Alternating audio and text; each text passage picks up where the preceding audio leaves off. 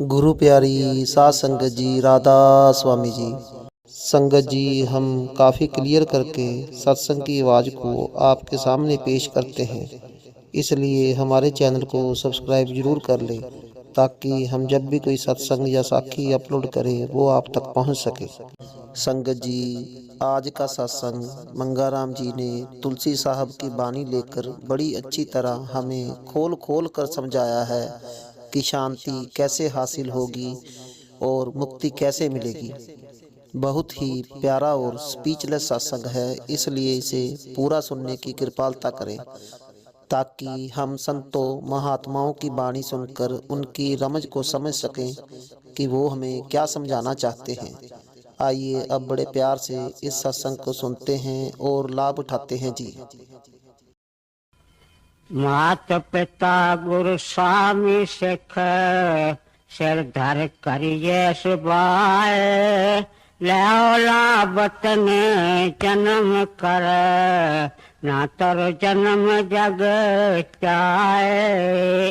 मात पिता गुरु स्वामी सिख सिर धर करिए सुबाए लौला बतन जन्म कर ना तर जन्म जग चाहे।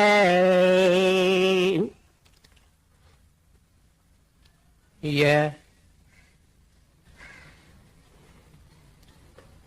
महात्मा तुलसीदास जी महाराज साहब की वाणी है।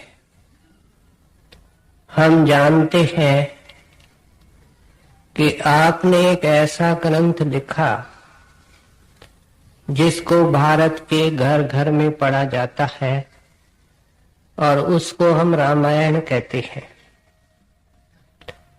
इस ग्रंथ के अनुवाद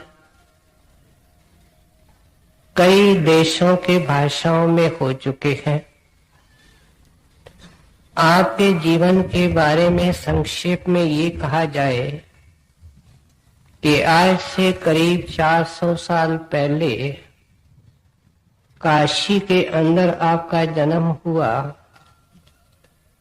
और बुजुर्गों का काम क्या दुकानदारी करते थे।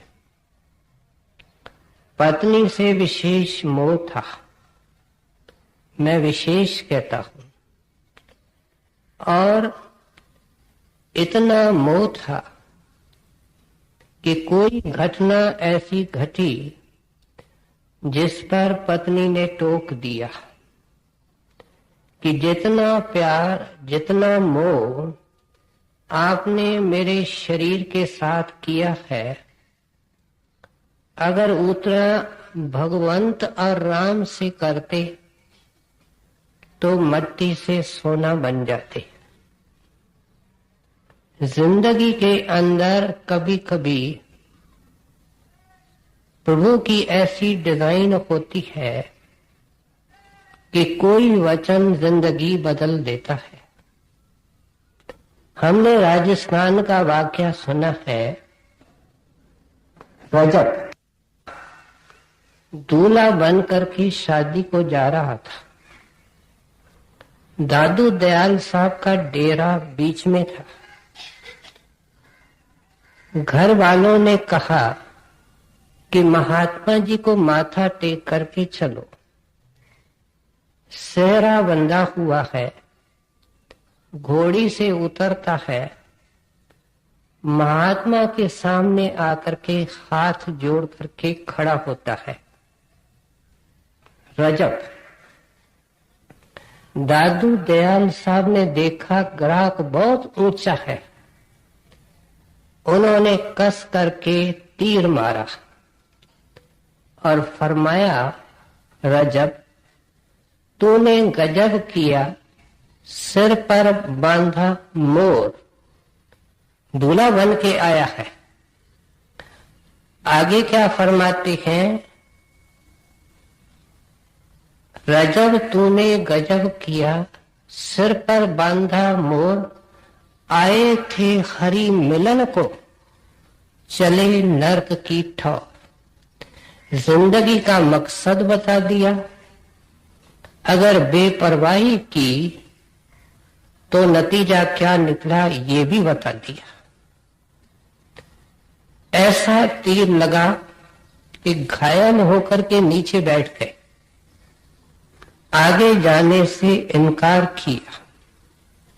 आपके भाई को घोड़ी पर दूल्हा बना करके बिठाया गया और उस एक कड़ी ने एक दुनियादार रजक को एक महात्मा बना दिया। आपने अपने पत्नी को कहा, मैं आपका बहुत शुक्रगुजार हूं, आपने मेरे सामने मनुष्य जन्म का मकसद रखा है, अब इसको पाने की मैं भरपूर कोशिश करूंगा। ब्रही जन साधु महात्माओं के खोज में निकलते हैं, कई सत्संग देखे, कई घाट देखे, लेकिन कहते हैं कि आपको महात्मा नर हरिदास से शब्द और नाम का भेद मिला। हम सत्संग में कई महात्माओं की वाणी लेते हैं और उस वक़्त का यूपी का एक चोटी का महात्मा था मलुक दास जी महाराज।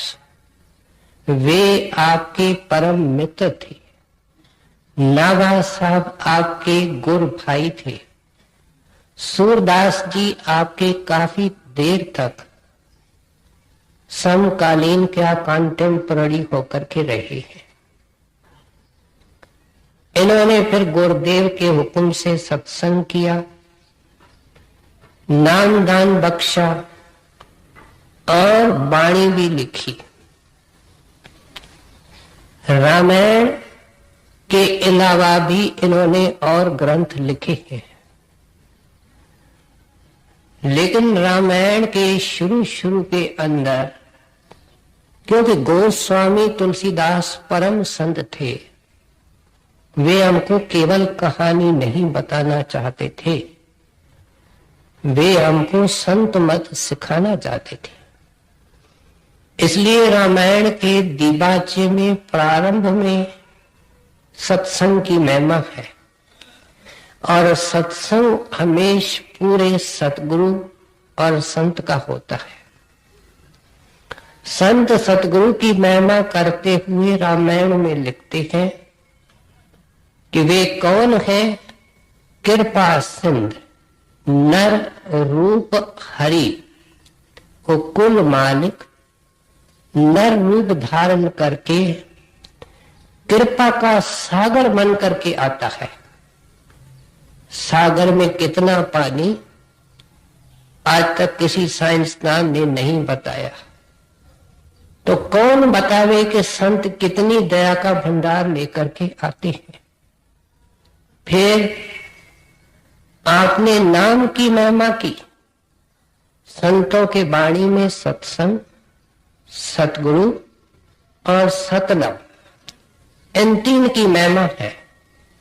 और नाम के लिए गोस्वामी तुलसीदास ने लिखा, कहाँ लग कहूं नाम बढ़ाई, ना राम न सके नाम गुण गाई। इसका कोई गलत अर्थ न लगावे। आपका भाव है कि रामचंद्र जी महाराज ने कुछ जीवों का अपने जिंदगी के अंदर उद्धार किया, लेकिन नाम और राम, नाम और परमेश्वर एक है।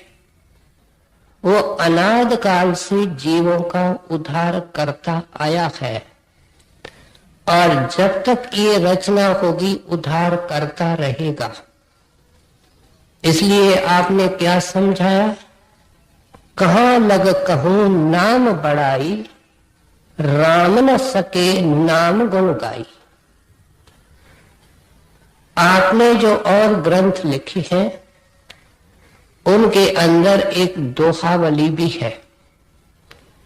उस दोहावली से आज हम कुछ दोहे आपके श्रवण कर रहे हैं। पहला दोहा हमने सुना, आप फरमाते हैं गुरु मात पिता स्वामी सिख।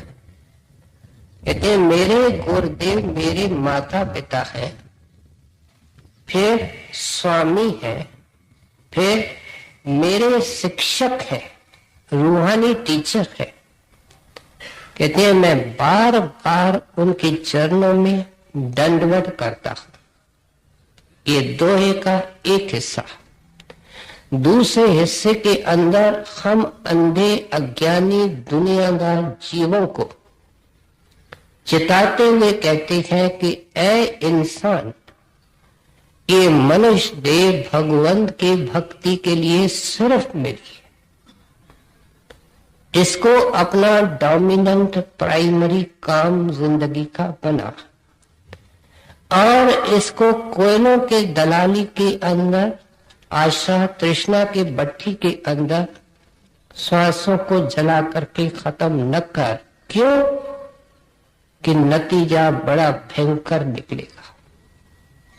तुमको अनमोल मौका मिला है, इसको हम थोड़ा विस्तार से सोचें।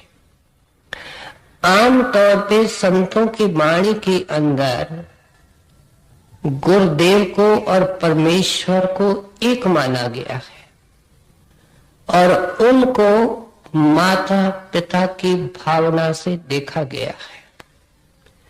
बाइबल को पढ़ते हैं, सारी बाइबल के अंदर क्राइस्ट के वचनों में फादर फादर आता है। क्या परम पिता परमेश्वर, परम पिता गुरुदेव ऐसे करके उनको एड्रेस करते हैं।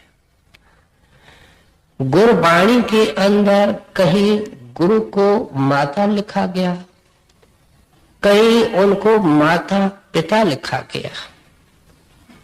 जैसे जो जननी सुत जन पालती, राखी नदर मंझार, त्यों सतगुर गुर सिख राखता, हर प्रीत प्यार। यहां गुरुदेव को जननी कहा, जैसे वो सुत क्या बेटे का ख्याल रखती है। इस तरीके से गुरुदेव सेवक की प्रतिपाल करता है। फिर आया तुम मात पिता हम बारक तेरे, तुम्हारी कृपा में सुख घनेरे। यहां गुरुदेव को माता और पिता कहा। हम सार वचन से बेनती पढ़ते हैं, सतपुरुष तुम सतगुर दाता, सब जीवन के पिता और माता।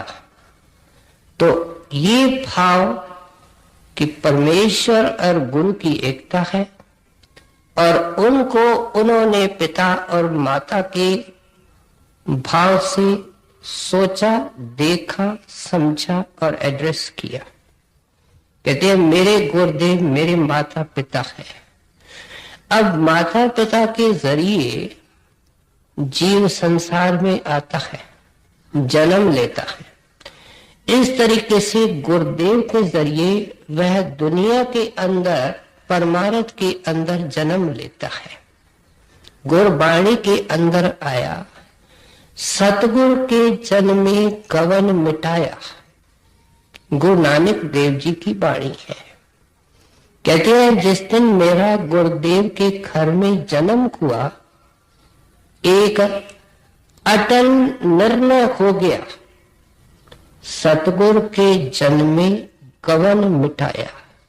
गवन से अर्थ आवागवन, 84 का चक्कर, वह उस जीव का खत्म हो गया। ये निर्णय हुआ जब ये परम संत के चरणों में गया।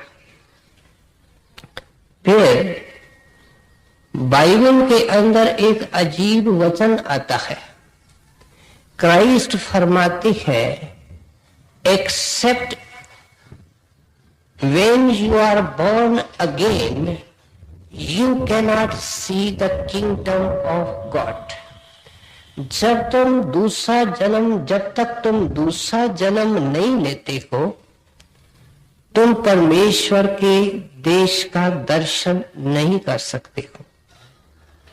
आपका इशारा है एक जन्म जो माता की तरफ से होता है, दूसरा जन्म जो गुरु के गोद के अंदर होता है। बड़े हजूर से जब कभी पूछते थे, अर्ज करते थे कि हजूर आपका जन्मदिन कौन सा है, कुछ लोग उलझन पैदा करते हैं, तो हजूर कहते थे कि जो वो समझते हैं वो मेरा जन्मदिन नहीं, मेरा जन्मदिन 15 अक्टूबर है, जब श्री बाबा जी महाराज ने परम दया करके मुझे चरणों की शरण दी थी, नाम दान बख्शा था। एक मुसलमान दरवेश जिज्ञासु के रूप में था। उम्र निकल गई, 70 साल में दरवेश ने दया की।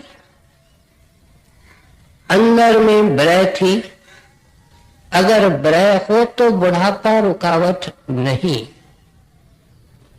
और मेहनत इतनी की कि उस नाम का तेज जो अंदर आता है वो चेहरे पर भी आ गया। लोग पूछते थे, बाबा इतना बूढ़ा है लेकिन तेरे चेहरे पे इतना तेज और नूर कैसे, तेरी उम्र कितनी है? तो वह बुजुर्ग कहता था कि मेरी उम्र 6 साल है। जब मेरे मुर्शिद ने मुझे कलमे का और नाम का भेद दिया, साथ में दया के भंडार दिए और मुझे अंदर रब के दर्शन कराए।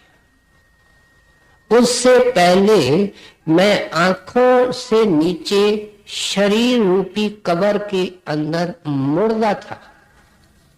जिंदगी कब शुरू होती है? जब सत्संगी अंदर में प्रकाश देखता है। जिंदगी तब शुरू होती है जब अंदर में ये कीर्तन सुनता है। हम भली नाम में सत्संगी हैं, लेकिन जिंदगी वहां से ही शुरू होती है। इसलिए कहते हैं कि जैसे माता पिता केवल जन्म नहीं देती है, लेकिन बच्चे के जन्म होने से उनकी जिम्मेवारी शुरू हो जाती है, उनकी पालना पोषणा करती है। माता पिता कितने खुश होते हैं जब बच्चा लायक होता है, विद्वान होता है, मान शान कमाता है, खानदान का नाम ऊंचा करता है। इस तरीके से गुरुदेव भी चाहते हैं कि ये असूलों पर खड़ा हो, नाम की कमाई करके ऊंचा बने और शब्द को पकड़ के इस दाग को मिटाए जिस कलंक ने इसको जुगों से बंधा कर रखा है, परेशान कर रखा है। और जब ये हालत हुई तब गोस्वामी तुलसीदास जी कह रहे हैं, मेरे सचमुच गुरुदेव माता पिता से भी बढ़कर है, क्योंकि रिश्ता दुनिया का उसमें नुक्स भी बहुत मिलते हैं। बल्कि ये दुनिया तो क्या त्रिकुटी तक स्वार्थ है, किसी को दोष देना नहीं। अगर कोई हमसे पूछे अव्वल नंबर का स्वार्थी कौन, तो सत्संगी का जवाब होना चाहिए कि ये आपके सामने बंदा बैठा है, मेरे से बढ़कर के कोई स्वार्थी नहीं। यहां से लेके ब्रह्म के चोटी तक स्वार्थ है। कहती है इसलिए जब मिसाल दी जाती है, मन में धारण करे, उसके अंदर कुछ न कुछ नुक्स निकलेंगे, लेकिन आखिर कोई मिसाल देकर के ही तो समझाएंगे। फिर तुलसीदास जी महाराज फरमाते हैं, मेरे गुरुदेव मेरे स्वामी हैं। स्वामी से दास भाव जुड़ा हुआ है। सेवक और दास के ऊपर जब हम संतों की वाणी पढ़ती है तो हमारा सिर नीचे होता है कि हमने तो सेवक होने के मार्ग के अंदर अभी एक कदम भी नहीं उठाया। कबीर साहब लिखते हैं, सेवक स्वामी एक मत, जो मत में मत मिल जाए। कहते हैं सेवक मन मत में है, गुरुदेव के चरणों के सामने जाकर के गुरमत का नक्शा इसके सामने आता। कहते हैं सेवक कौन है, जो मन मत को छोड़े और गुरमत के अंदर अपनी मत लीन कर दे। क्या ये गुरु का सच्चा सेवक बने? इसके लिए हमको तन से सेवा करनी पड़ती है। सेवक बनने के लिए साध संगत की निष्काम सेवा, दीनता निम्रता से सेवा, ये एक बेबहा चीज है, लेकिन हमको माफ करने नहीं आती है। न हमको सत्संग में बैठने आता है, न हमको सत्संग सुनने आता है, न हमको दर्शन करने की विधि सही है, न हम सही तरीके से सेवा करते हैं। इसलिए हमारा परमार्थ अधूरा और कच्चा है, ये फाउंडेशन है। इसलिए कहते हैं कि जब ये काम करने लगता है तब ये बहुत सारी दासता और गुलामी से निकलने लगता है। हम पहले इस तन के दास हैं, थोड़ा सा सुख नहीं मिले, थोड़ी सी सुविधा नहीं मिले, शरीर के अंदर कोई बेआरामी हो, हमारे लिए ये दुनिया अंधकार से भर जाती है। कहते हैं इसका अर्थ क्या कि हम तन के दास हैं और फिर इसके अंदर बैठ करके हम कुटुंब कबीले का, परिवार का, बच्चों का दास है। माता को जब बच्चे की चिट्ठी 1 साल के बाद मिलती है और उसको किस तरीके से खोलती और पढ़ती है, ये हमने देखा है। और उस वक्त वो माता भी नहीं रहती है, गुरु तो किनारे हो जाता है, नाम तो दूसरे तरफ हो जाता है, वो तो बेटी का रूप अख्तियार कर लेती है। कहते हैं फिर ये देखता है कि मैं और मेरा कुटुंब सुखी तब रहेगा जब पैसा होगा। इसलिए पैसे का पुजारी बन जाता है, पैसे का दास बन जाता है। इसलिए किसी ने इतनी चोट मारी कि न ईसा न मूसा, बड़ा पीर पैसा, ये दुनियादारों के लिए है, लेकिन हमारी भी यही हालत है कि पहले तो माया इकट्ठी करो, पैसे इकट्ठे करो, फिर वक्त मिलेगा तो सत्संग में जाएंगे, दर्शन करेंगे, और जब वक्त आएगा तब भजन करेंगे। तो तुलसीदास जी महाराज की इस दोए की भावना क्या है कि सब प्रकार की दास्ता, सब प्रकार की गुलामी बेटा तोड़ो और गुरु के शरण के अंदर आओ। फिर आप कहते हैं मेरे गुरुदेव मेरे शिक्षक हैं, रूहानी टीचर हैं। ये जो बाहर की विद्या है उसका अपना स्थान है, लेकिन अगर ये ज्यादा मन के अंदर होती है तो परमार्थ में रुकावट हो जाती है। क्योंकि पढ़े लिखे आदमी दलीलबाजी में उलझे होते हैं, तर्क और वितर्क, सवाल और जवाब, इसमें उलझे होते हैं। और नतीजा होता है कि जो सवाल करता है और जवाब देता है वे सब हृदय के पटल पर या स्लेट पर लकीरें फिरती है, और जितनी स्लेट पर लकीरें होगी, गुरु उसके ऊपर प्रेम का अक्षर लिखना चाहता है, वो कैसे लिखे? उन सारे लकीरों को मिटाने का उपाय सतगुरु देता है, और वह सिमरन है। सिमरन करते करते सिमरन की गहरी अवस्था पैदा होगी और ये नन्हा बालक बनेगा। कितना विद्वान है, कितना बाहर से ज्ञानी है, लेकिन सिमरन करने से ये बच्चे जैसा निर्दोष और मासूम बनने लगता है। और सतगुरु देखता है कि अब स्लेट साफ हो रही है और वो लिख देता है प्रेम। प्रेम क्या है? अंदर का प्रकाश। प्रेम क्या है? अंदर का स्वरूप। प्रेम क्या है? अंदर का कीर्तन। मैं बार बार बेनती करता हूं कि परमार्थ बाहर ले, इसलिए है कि हमको अंतर्मुख करे।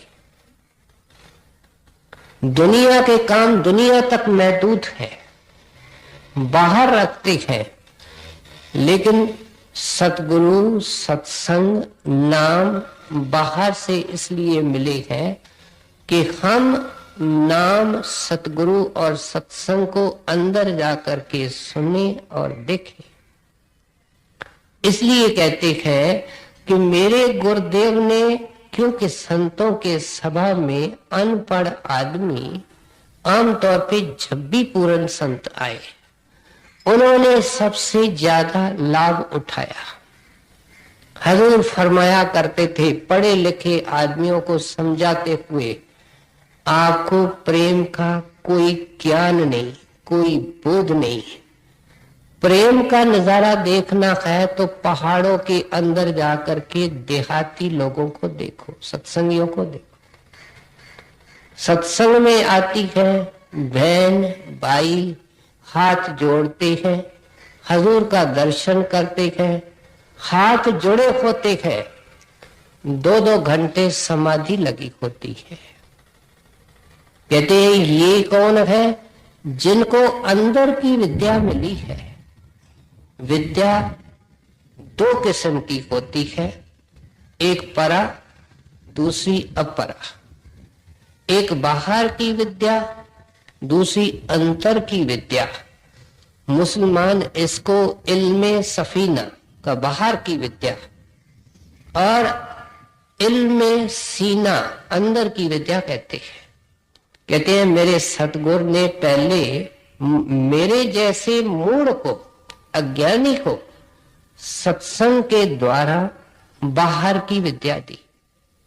एक बात याद रखें कि ये जो हम संतों की वाणी सुनते हैं, महाराज साहब का सत्संग सुनते हैं, या उनके याद में कहीं भी इकट्ठे होकर के सत्संग सुनते हैं, ये केवल सुनने के लिए नहीं है। सत्संगी को सुन सुन करके इतना समझदार और सूझबूझ वाला होना चाहिए कि कोई भी जिज्ञासु संत मत के ऊपर कोई सवाल करे तो बड़े भरोसे और विश्वास के साथ उसको समझा सके। हम कहते हैं इसके लिए तो तुम फलाने के पास जाओ, तो हमने 10 साल, 20 साल, 30 साल सत्संग सुन के क्या किया? हमने क्या याद किया, क्या समझा? कहते हैं मेरे गुरुदेव ने दुनिया की क्या असलियत है, दुनिया के कामों की क्या कीमत है, अंदर हमारे लिए क्या इंतजार कर रहे हैं, सुख शांति के भंडार किस तरीके से मिलते हैं, इसका खोल खोल करके उल्लेख तो सत्संग के अंदर कर दिया। साथ में समझा दिया ये तेरी कमियां, ये तेरी कमजोरियां, क्योंकि एक संत है जो लिहाज नहीं करते। दुनिया का आदमी कोई हमारा नुक्स नहीं बताएगा, क्योंकि अगर बताने लगे तो वो हमारे लिए अजनबी हो जाएगा, हमसे कोई फायदा नहीं उठा सकेगा। संतों ने लेना कुछ नहीं, इसलिए सत्संग में खोल खोल करके हमारे तकसीरों की, नुक्सों की, कसरों की तस्वीर खींच करके हमारे सामने लाते हैं कि इनको ठीक करो, इनको दुरुस्त करो, फिर ही अंदर की खिड़की खोलेगी। कहते हैं उसका असर लेकर के फिर नाम की कमाई की। गोस्वामी तुलसीदास जी कहते हैं, और उन्होंने अंदर बहार दे दी। अज्ञान पीछे रह गया, कांटे पीछे रह गए, चिंताएं पीछे रह गई। अब तो फूलों की सड़क पर चलते हैं। आंखें बंद करें, आंखें खोलें, दिन हो रात हो, हम अंधेरे के अंदर नहीं। गोस्वामी तुलसीदास जी कहते हैं, उन्होंने बाहर से हमको पढ़ा लिखा करके फिर अंदर से भी हमको पढ़ा लिखा लिया, अंदर की विद्या दे दी। वो अंदर की विद्या एक अक्षर, जिसके लिए गुरु साहब ने वाणी के अंदर क्या लिखा, एक अक्षर हर मन वसे, नानक होत निहाल। गुरुदेव मेरे हृदय रूपी स्लेट पर एक अक्षर लिख दो, नानक निहाल हो जाएगा, उसका तन मन ठंडा हो जाएगा। इसलिए आप इस दोहे के द्वारा समझाना चाहते हैं कि उस सतगुरु की तलाश करो जो साहिब का रूप है, उससे प्रीत करो जैसे नन्हा बालक माता पिता से करता है, उनको अपने जीवन का आधार मानता है, और उनकी आज्ञा मान करके सत्संग करो, सेवा करो, और असूलों पर रह करके करो, प्रेम सहित निर्मलता से करो, और खूब नाम की कमाई करो। और अंदर के पट खुलेंगे तो सच्चा ज्ञानी ध्यानी बन जाएगा। दूसरे हिस्से के अंदर क्या कहते हैं, भजो गोविंद भूल मत जाओ, मानुष जन्म का यही लाहो। बार बार संत हमको याद दिलाते हैं कि एक ही लाहा है, एक ही लाभ है मनुष्य जन्म का, भजो गोविंद। गोविंद को भजने का मतलब है खुशी, शांति, तसल्ली तब आएगी जब अंदर में उस गोविंद की गर्जना सुनेंगे, उसका कीर्तन सुनेंगे। भूल मत जाओ सिमरन को, जो सिमरन तेरे को उसके साथ जोड़ेगा उसको मत बेटा भूलो, बहन भाई उसको हरदम याद रखो। तुलसी साहब को आगे सुनिए। माता पिता पुर स्वामी सिख, सिर दर करिए सुभाए, लैला बतन जन्म कर, न तर जन्म जग जाए। निर्गुण ते यही बात बड़, नाम प्रभाव अपार, कहो नाम बड़ राम ते, निज विचार अनुसार। जो चेतन को जड़ करे, जड़ करे चेतन, अस समर्थ रघुनाथ के, बजै जीव सो धन्य। अब समझाते हैं मेरे गुरुदेव ने मेरे ऊपर क्या दया की और किस तरीके से की। कहते हैं जब मैं गया तो मैं तो टोटली दुनियादार था, दुनिया में डूबा हुआ, दुनिया में रमा हुआ, दुनिया में उलझा हुआ, दुनिया से प्यार करने वाला, दुनिया को अपनाने वाला, दुनिया को दिल में रखने वाला था, और खूब चुस्त था, खूब चेतन था दुनिया के तरफ। कितना हम देखना चाहते हैं। कभी हमने ये सवाल किया कि हम सारी दुनिया 100 बार देखें, सुबह से शाम तक टीवी के प्रोग्राम देखें, क्या ये आंखें भर जाएंगी? क्या ये आंखें तृप्त हो जाएंगी? क्या ये आंखें हमको कह देगी कि हम कुछ नहीं देखना चाहते हैं? संत कहते हैं कुछ समझदार तो बनो। इन आंखों की प्यास बेटा इस तरीके से मिटने वाली नहीं। इनको मिटाने का और कोई तरीका है। बड़े हजूर एक वार्ता सुनाया करते थे कि लोअर डिग्री का था, उसको पूरा दरवेश, पूरा संत नहीं बना था। मेहनत की, अभ्यास की, केवल अंदर का प्रकाश देखा, अंदर का सुख, उसकी झलक देखी। उसने सेवकों को कहा मेरे आंखों पर पट्टी बांध दो, मैं इस गंदी दुनिया को देखना नहीं चाहता। संत मत ये नहीं सिखलाता है, लेकिन बड़े हजूर फरमाया करते थे कि ये आंखें इस तरीके से तृप्त होगी, ये कान इस तरीके से तृप्त होंगे, जुबान जब अंदर के अमृत को चखेगी तब तृप्त होगी। सो इसलिए आप समझाते हैं कि मैं जब उनके चरणों में गया तो देखना चाहता था, सुनना चाहता था, दुनिया की चीजें अपनाना चाहता था, सबसे मोह और प्यार फैला करके बैठा था। उन्होंने सत्संग सुना करके, चोटे मार करके, शिक्षा दे करके मुझे पहले तो जड़ किया और फिर एक बार जड़ करके मुझे जड़ से फिर चेतन किया। देखने के अंदर ये कॉन्ट्रडिक्शन इन टर्म्स है, अटपटी बात है, लेकिन तुलसीदास जी महाराज इसको खुद समझा रहे हैं। कहते हैं फिर जैसे भृंगी कीड़े को पकड़ती है और उसको पहले चोटें मारती है, मार मार करके उसको करीब करीब बेजान कर देती है, उसके कीड़े के सोचने की सब शक्तियां खत्म कर देती है, उसके सोच विचार रहता नहीं। फिर भृंग या भृंगी उसके ऊपर गुंजार करता है और वह कीड़ा केवल उस भृंग के गुंजार को सुनता है और कुछ नहीं। नतीजा क्या होता है कि वो बदलने लगता है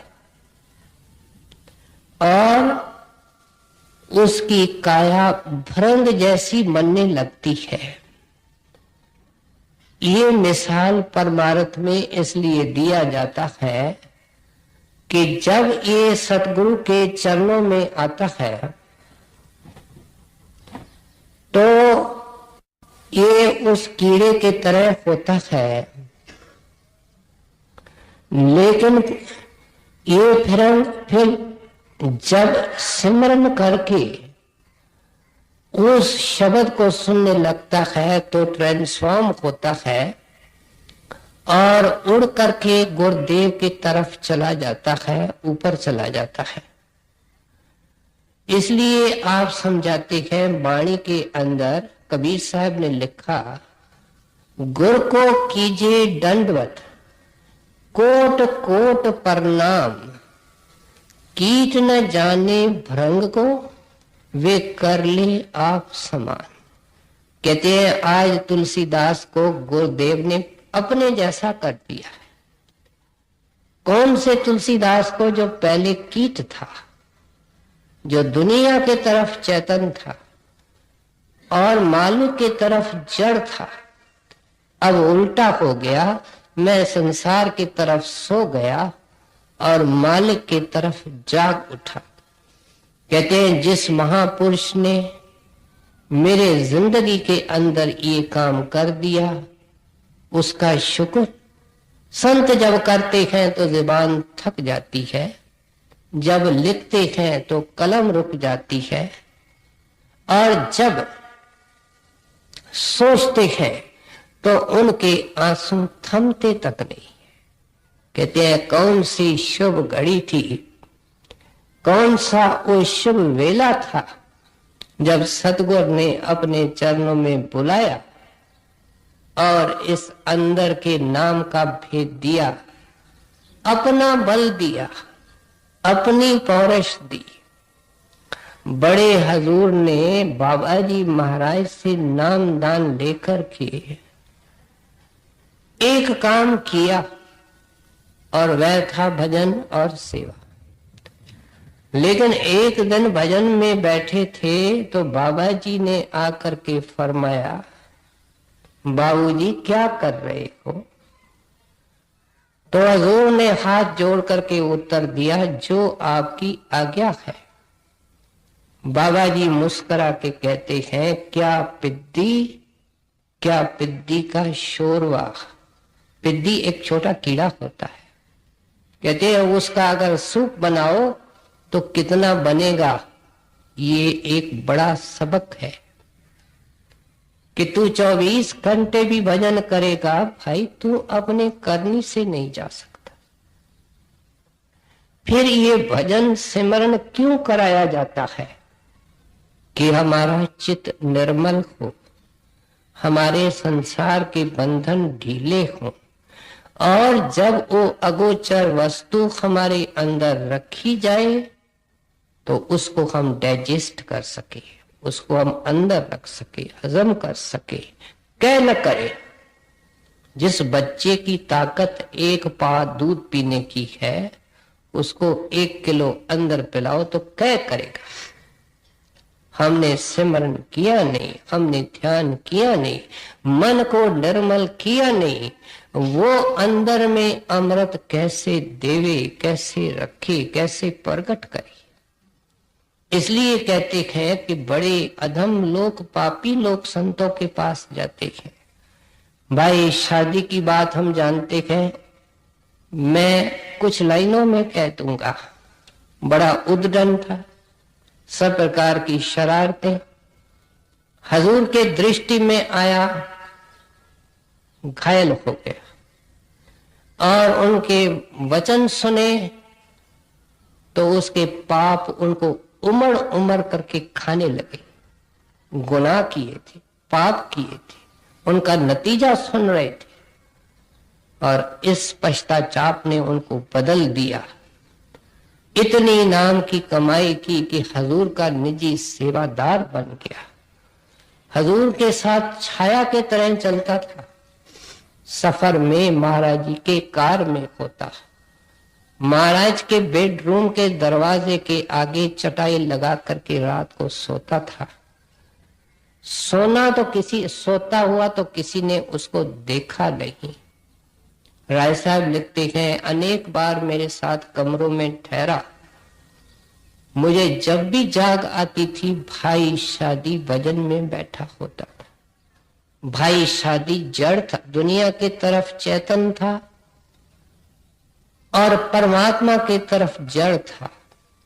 गुरुदेव ने सारे प्रोसेस को उल्टा दिया, उसको दुनिया के तरफ से सुला दिया और नाम की तरफ से जगा दिया। कहते हैं जिस गुरुदेव ने ये परोपकार किया वो धन है। मेरे पास कोई जुबान नहीं, मेरे पास कोई कलम नहीं, मेरे पास कोई शक्ति नहीं कि मैं उनका परोपकार बयान कर सकूं। इन बटनों को नीचे। जो चेतन को जड़ करे, जड़ करे चैतन्य, अस समर्थ रघुनाथ के, भजय जीव सो तान्य।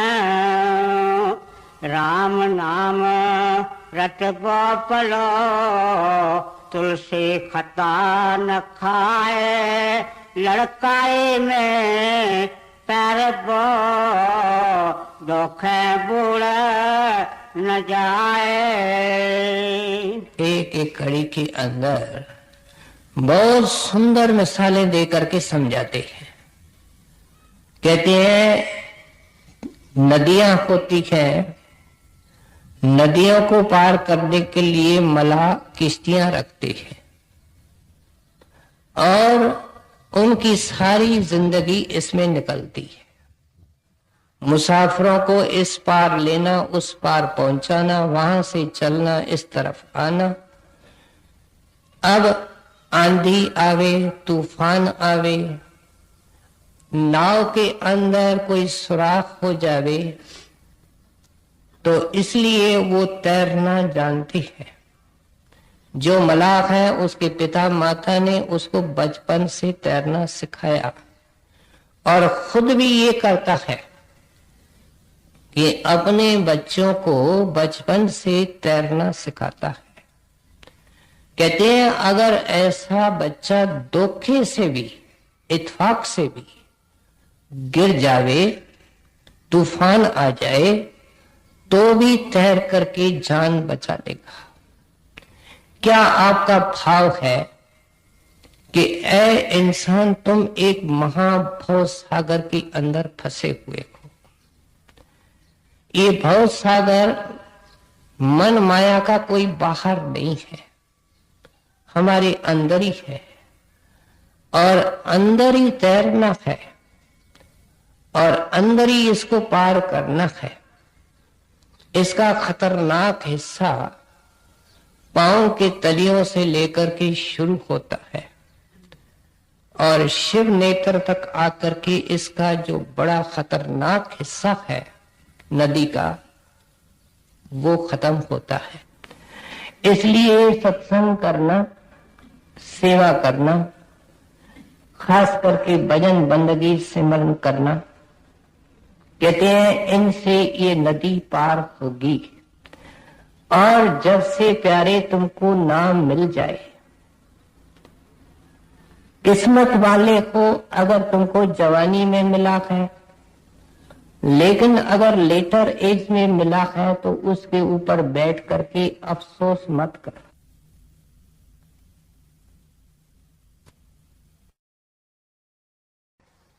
लेकिन अगर लेटर एज में मिला है तो उसके ऊपर बैठ करके अफसोस मत कर। जो तुम्हारे पास शेष जिंदगी है उसका लाभ उठा और बगैर नागे के प्रेम से इसको भजन को करते चल। हमारे अंदर क्या कमजोरी है उसको ये महात्मा जानते हैं।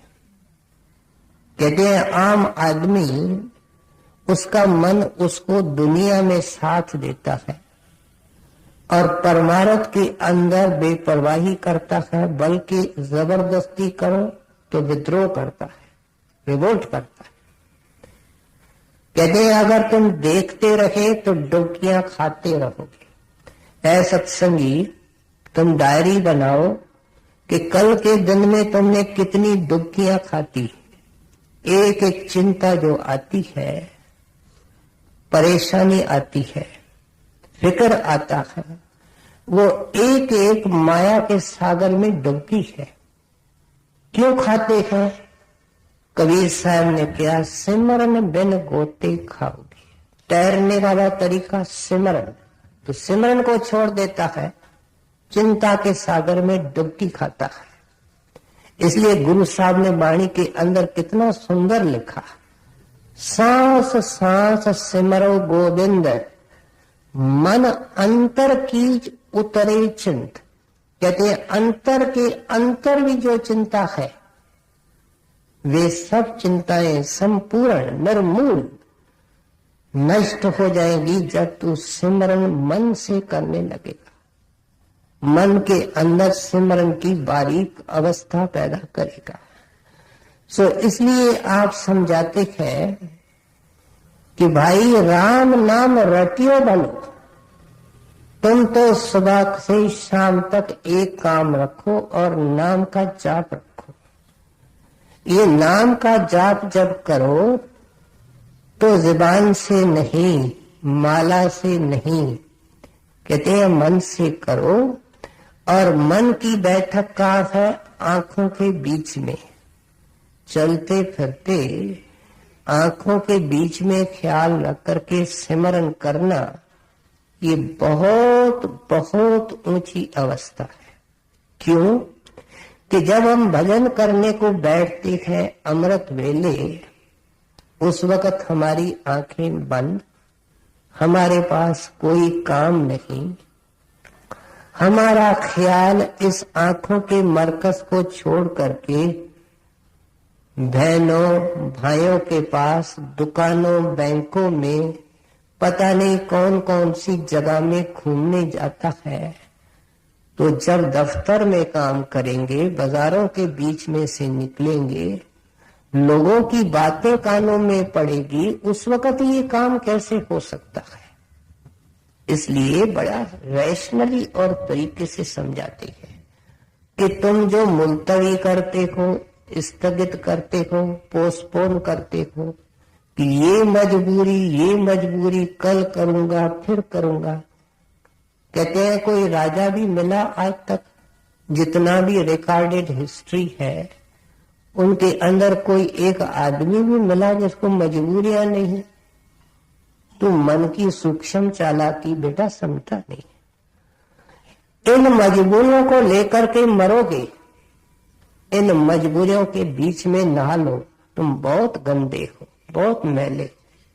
मन कहता है सेहत की मजबूरी कुछ ठीक हो जाए, बच्चों की मजबूरी कुछ पांव पे खड़े हो जाए, पता नहीं ये मजबूरी वो मजबूरी, ये तो मजबूरियां कभी खत्म नहीं होनी है। जैसे सागर की लहरें जारी होती है और नहाने वाले उसके बीच में नहा लेते हैं, इसलिए कहते हैं इन मजबूरियों के बीच में गुरु का बल लेकर के नाम की कमाई कर। फिर क्या होगा? कहते हैं तुम्हारे जिंदगी के अंदर तुमको पता लगेगा कि मौत के वक्त क्या होता है, मरने के बाद जीव कहाँ जाता है। और मुझे जो कहा गया कि सतगुरु अंत वेले आता है, वो कैसे लेने आता है, कहते हैं इसका अनुभव जिंदगी के अंदर हो सकता है। स्वामी जी महाराज के आखिरी वचन हमारे डेरे की किताबों में है, बड़े अनमोल है। पहले आपने अपनी सूरत चढ़ा दी, ऐसे महसूस हुआ कि चढ़ाई कर गए, लेकिन फिर नीचे आए और कहने लगे कि आपको समझाने के लिए हमने अपनी सूरत तो ऊपर पहुंचा दी है मालिक के चरणों में, आपको समझाने के लिए नीचे थोड़ी देर के लिए आए। जो कुछ उन्होंने समझाया उसके अंदर एक ये भी वचन है जो तुलसीदास जी महाराज समझा रहे हैं। और वो क्या कहते हैं, हम 6 साल के छोटे बालक थे, तब से इस मन माया के सागर को हमने तैरना शुरू किया था, और अब हम विश्वास से कह सकते हैं कि हम डूबने वाले नहीं। ये हमारे गुरुदेव और मालिक की कृपा है। बाबा जी महाराज के दिनों में एक सत्संगी था जिन्होंने भजन सिमरन की तरफ कोई ध्यान नहीं दिया। गुरु के नजदीक रह करके लोग बहुत दूर हैं और गुरु से दूर बैठे हुए उसके बिल्कुल नजदीक है। क्यों? कि गुरु इंसान नहीं, गुरु हमारे अंग संग है, जो हजूर के कोठी के पास में रहता है और भजन सिमरन की बेपरवाही करता है, जो अमेरिका के अंदर लिव लगा करके बैठा है। सोचो गुरु के नजदीक कौन है? उसने बेपरवाही की, अंत समय आया, अब सारे शरीर से मोह है, एक कांटा चुभता है, कितनी बेआरामी होती है। सारे शरीर से जब चैतन्य भास हटने लगा तो वह गिड़गिड़ाने लगा। सेवादार को कहता है कि ये अंदर का प्रकाश और अंदर की खेच मेरे से बर्दाश्त नहीं होती। बाबा जी को कहो कि उनकी रहमत मैं सहन नहीं कर सकता। बाबा जी ने कहा कि चाहता क्या है? क्या काल के मुख में जाना चाहता है? फिर भी समझाने के लिए थोड़ी देर के लिए सहारा रोक दिया तो कहने लगा, हाय मैं तो अंधेरे के अंदर डुबकियां खा रहा हूं, बाबा जी को कहो मुझे बचावे। बाबा जी ने उनको किसी तरीके से बचा लिया। संतों के पास 1,00,001 तरीके हैं। लेकिन कहते हैं तेरा चेहरा तो शोभामान नहीं रखा। तुलसीदास की आशा उम्मीद है और समझाना चाहते हैं कि सत्संगी जो तू भजन की बरवाई करता है वो एक गुनाह है। इसलिए हजूर बार बार सत्संग में कहते हैं sin against the Holy Ghost can never be forgiven, कि भजन की बेपरवाही और नागा एक ऐसा गुनाह है जो सतगुरु और मालिक कभी बख्शता नहीं, क्योंकि वो नाम देता ही इस काम के लिए है कि इसको जपा जाए, इसका फायदा उठाया जाए। राम नाम रटो पढ़ो, तुलसी कथा न खाए, लड़काई में पैर बो, दोखे भूल न जाए, तुलसी विलंब न कीजिए, भज लीजिए रघुबीर, तन तरकस से चात है, सांस सरीखे तीर। अब समझा रहे हैं जब संत चोट मारते हैं, माफ करना, मारने के अंदर फिर कमी और कसर नहीं छोड़ते। क्या करते हैं? चोट के ऊपर चोट मारते हैं। अभी जो हमने दोहा सुना कितनी जोरदार उसमें चोट थी।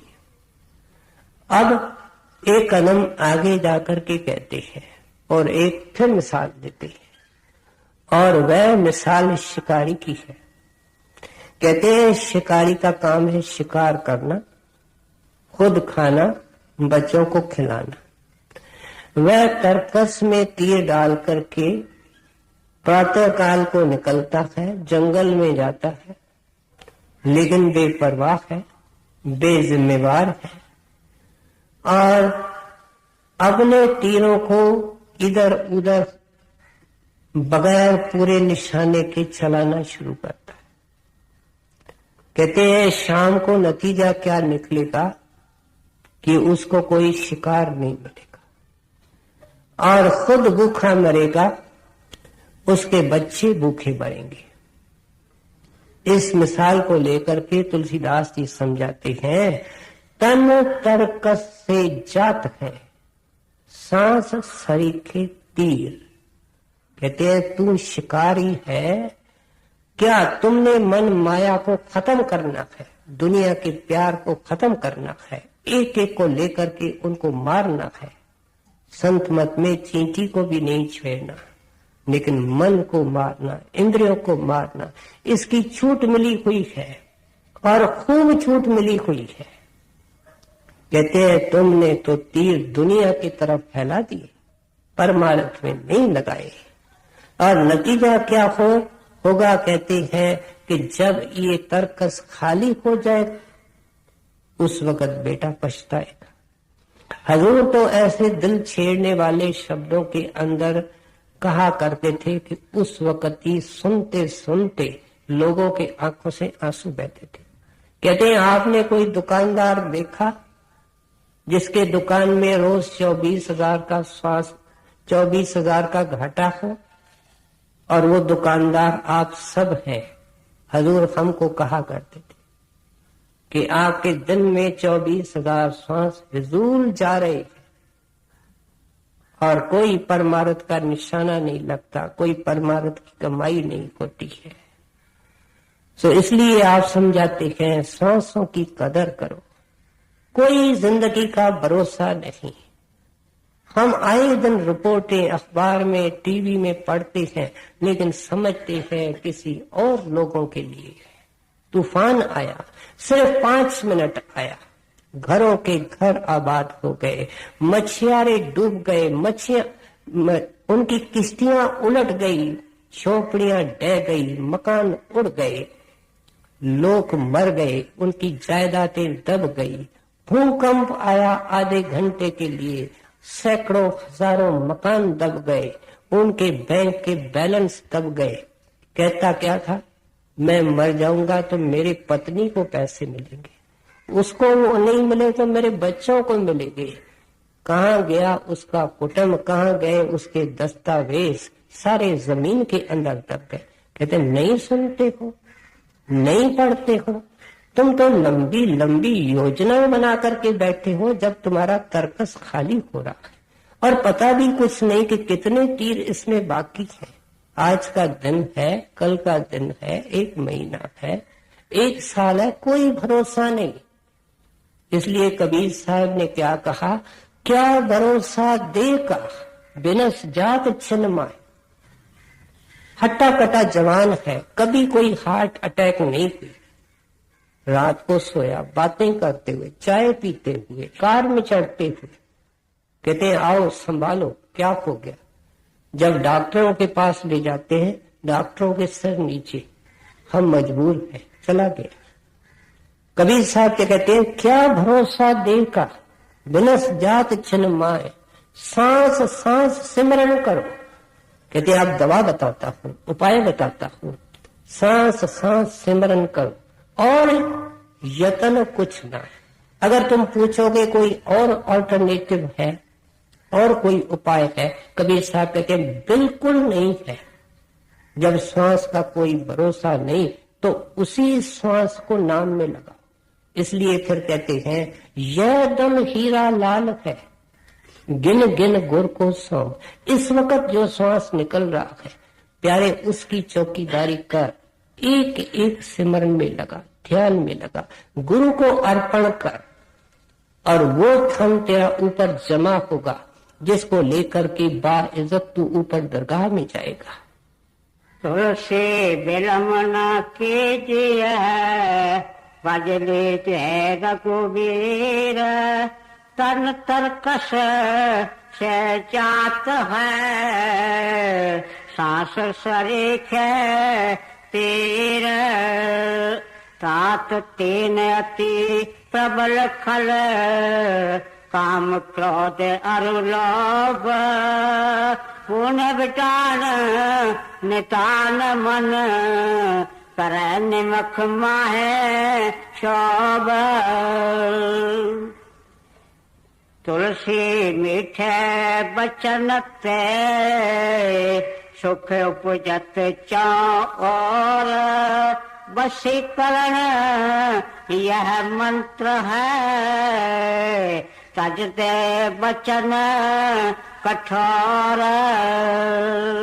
अब कहते हैं मैं जानता हूं कि ये दुर्गम मार्ग है, इसमें बहुत तकलीफें आती हैं, मन के अजीब कांटे हैं, मन के अजीब डंग है। और वो क्या है, कहते हैं काम है। कामी जब भजन में बैठेगा कामिनी की शक्ल लाएगा, भजन को किनारे कर देगा। कहते हैं क्रोध ही है, क्रोधी के सामने दुश्मन की शक्ल लाएगा, उसका भजन भंग करेगा। मन जानता है कि इसकी कमजोरी कौन सी है, इस तरह लोभी के सामने तरह तरह की शक्लें लाएगा, ये करो फायदा होगा, ये करो फायदा होगा। एक ऐसे आदमी को बड़े महाराज का नाम मिल गया। नाम क्यों मिलता है, सत्संग हम सुनते हैं, कोई दुर्कर्म होता है। वो 6-12 महीने के बाद डेरे आया, कहने लगा महाराज आपका नाम तो मैं नहीं जपता हूं, लेकिन जब जपता हूं तो मुझे फायदा बहुत होता है। क्या जो मैं मनी लेंडर हूं, ब्याज के ऊपर पैसे देता हूं, जो रकमें मैंने लिखी नहीं, याद मुझे नहीं, भजन के वक्त मुझे याद आती है, इतने हजार मैंने कमा लिए हैं। महाराज ने कहा फटकार है तेरे जिंदगी पर, इस काम के लिए नाम नहीं मिलता है, मन यही काम करता है। कोई चीज आपकी गुम हो जाए, न मिले, जाकर के भजन बैठो, एकदम याद आएगी कहाँ रखी थी।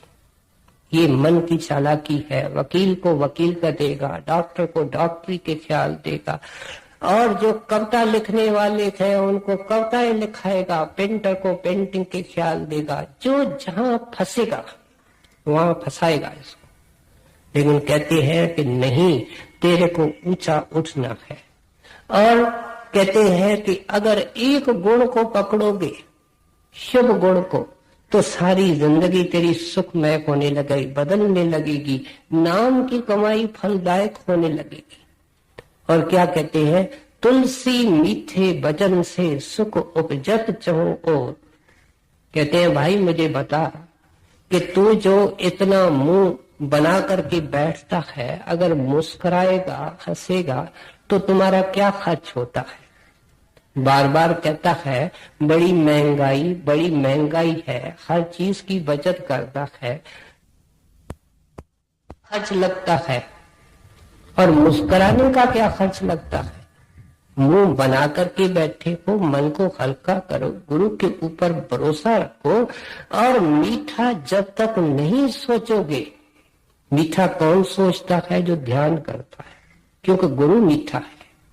उस मीठे का ध्यान करके उसके हिदायत को सामने रख करके ये मीठा बन सकता है। जब तक मीठा सोचेगा नहीं, अगर ये मीठा बोलता भी है तो बनावटी है और वो कुदरती होगा। इसलिए कहते हैं भाई मीठे बोलने की कोशिश कर। और कहते हैं ये क्या है? वशीकरण एक मंत्र है, तज दे वचन कठोर। कहते हैं देखो इस दोहे के 4 हिस्से हैं, उस आधे दोहे का आधा दोहा है और उसके अंदर कितने अक्षर हैं। आज अगर सत्संग से सब कुछ भूल जाए, अगर ये भी याद रह जाए, क्या? तज दे वचन कठोर। क्या होगा? कहते हैं वशीकरण एक मंत्र है। अपने तो अपने तेरे बने रहेंगे, कड़वे बोलने से अपने भी पराये हो जाते। कहते हैं अगर तू मीठा बोलेगा तो अपने बने रहेंगे, लेकिन पराये भी अपने बने रहेंगे।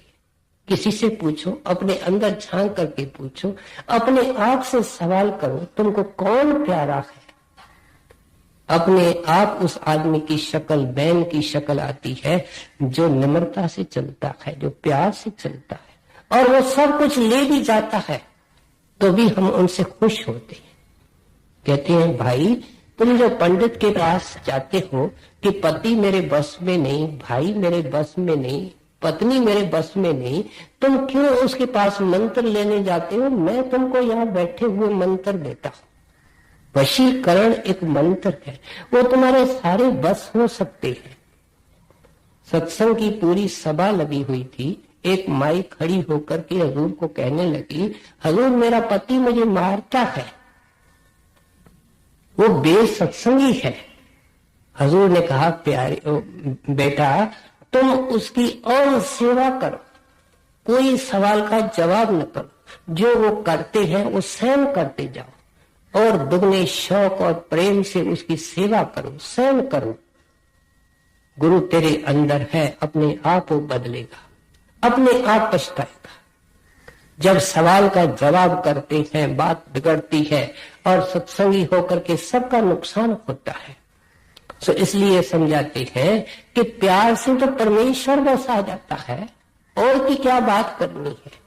शेख सादी लिखते हैं कि मुझे दरवेशों के संगत का शौक था। एक बार एक का महिमा सुनी, उसके घर गया तो उसके पत्नी ने कहा वो हक हलाल की रोटी कमाते हैं, जंगल में लकड़ियां इकट्ठी करने गए। मैं गया, शेख सादी साहब गुलिस्तान में लिखते हैं, और शाम को जब मैंने देखा तो एक तेजस्वी दरवेश शेर के ऊपर सवार है, और उसने जो लकड़ियां इकट्ठी की है उसका गट्ठर भी उसके सिर पर रखा है, हाथ में उसको चाबुक है। ध्यान से देखने से पता चला कि चाबुक कोई लकड़ी और डोरे का नहीं था, एक बड़ा सांप था, उससे शेर को चला करके आ रहे थे। ये दरवेश दिलों के मालिक होते हैं। सेवक को गुरु के पास जाता नहीं, गुरु सेवक को बुलाता है। जहां सादी साहब खड़े थे वहां उसने शेर को रोका और नाम लेकर के बोला, सादी घबराते क्यों हो? क्योंकि सादी ने जब ये दृश्य देखा तो उसके तो छक्के छूट गए, बेचारा सुन्न हो गया। कहते हैं घबराते क्यों हो? और वो सबक पढ़ा दिया जो सारे परमार्थी शिक्षा का सार है। दरवेश ने कहा जो खुदा से प्यार करता है उसे सब प्यार करते हैं। जो खुदा से डरता है उसे सब डरते हैं। ये कारण है कि ये शेर इस तरीके से मेरी लकड़ियां लेकर के मेरे हुक्म के अंदर चल रहा है। क्यों? मैं खुदा से प्यार करता हूं, खुदा से डरता हूं। कहते हैं इस प्यार में इतनी ताकत है कि उसी सारी कायनात को खड़ा कर सकता है, कायनात को बनाने वाले को अपना बना सकता है। ये इंसान क्या होता है? कहते हैं प्यार से बोलना शुरू करो, देखो उसका क्या नतीजा निकलता है।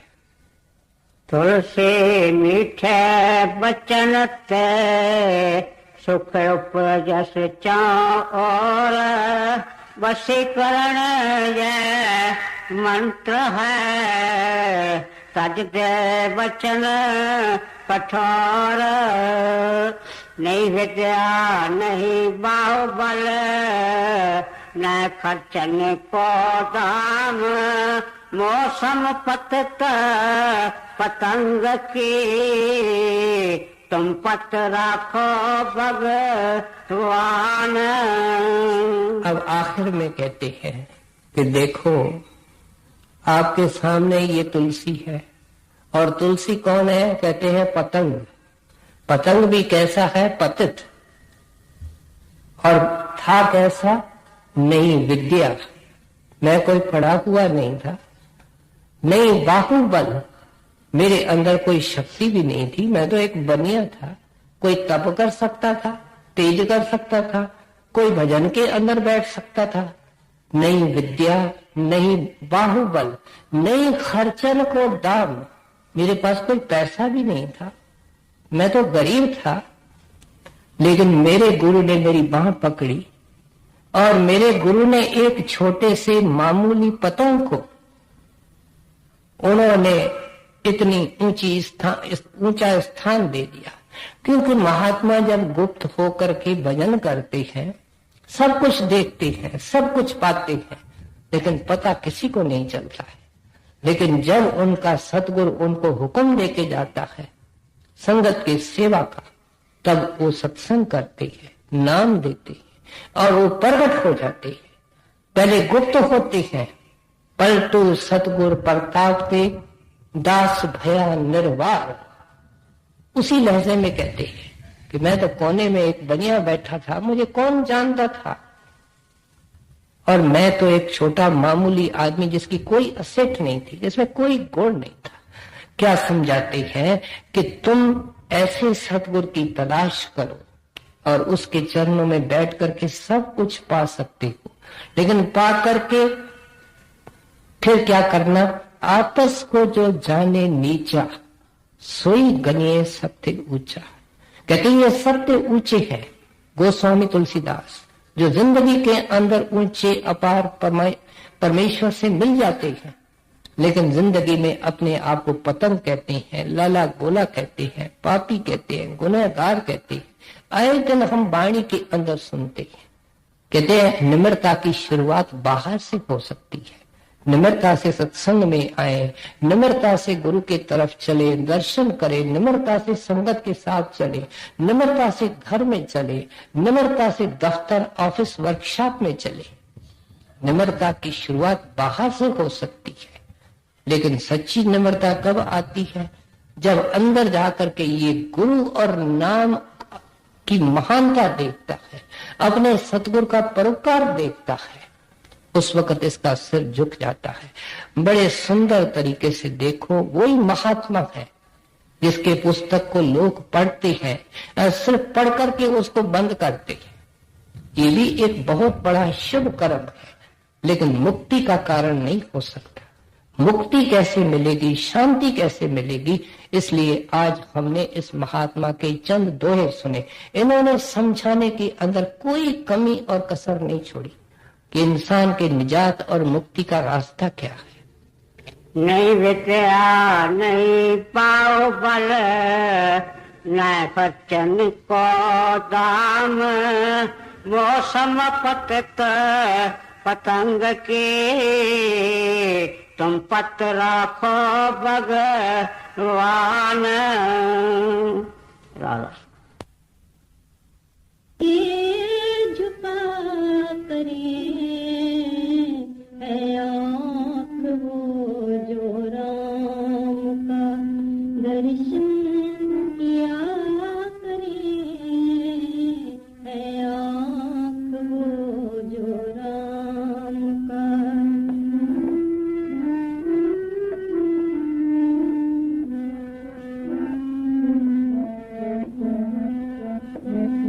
बेकार वो मुख है जो करे नफ्स की बातें, बेकार वो मुख है जो करे नफ्स की बातें, जो करे नफ्स की बातें।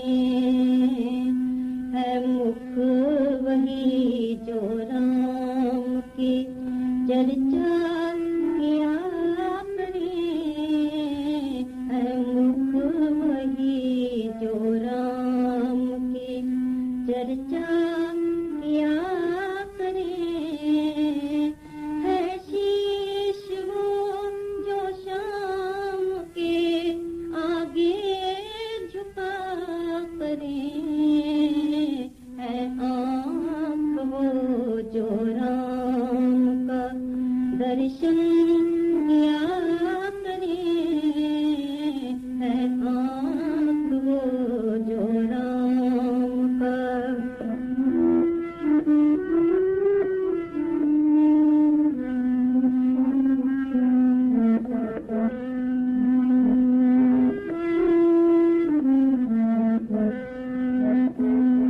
इन हाथों से धन कितना कमाया तो क्या किया, इन हाथों से धन कितना कमाया तो क्या किया, कमाया तो क्या किया। है हाथ धन्य वो जो, है हाथ धन्य वो जो सेवा किया करे, है हाथ धन्य वो जो सेवा किया करे। है शीश वो जो शाम के आगे झुका करे, है आँख वो जो राम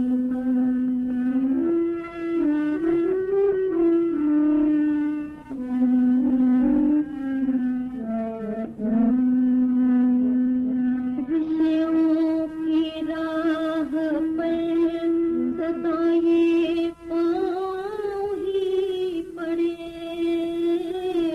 विषयों की राह पर सदा ये पाँव ही पड़े, सदा ये पाँव ही पड़े। है पाँव वो जो राम की राह पर चला करे, है पाँव वो जो राम की राह पर चला करे।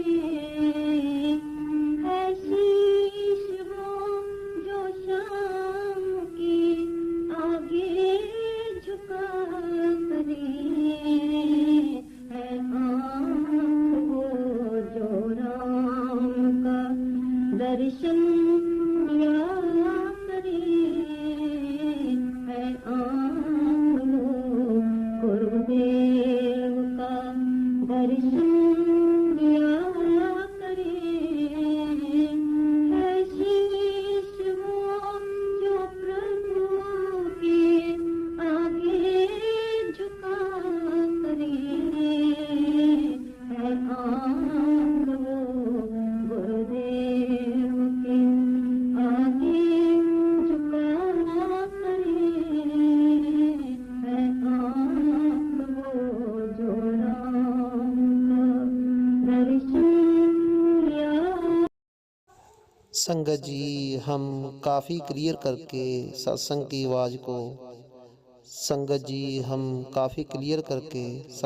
आवाज़ को आपके सामने पेश करते हैं। इसलिए हमारे चैनल को सब्सक्राइब जरूर कर लें ताकि हम जब भी कोई सत्संग या साखी अपलोड करें वो आप तक पहुंच सके।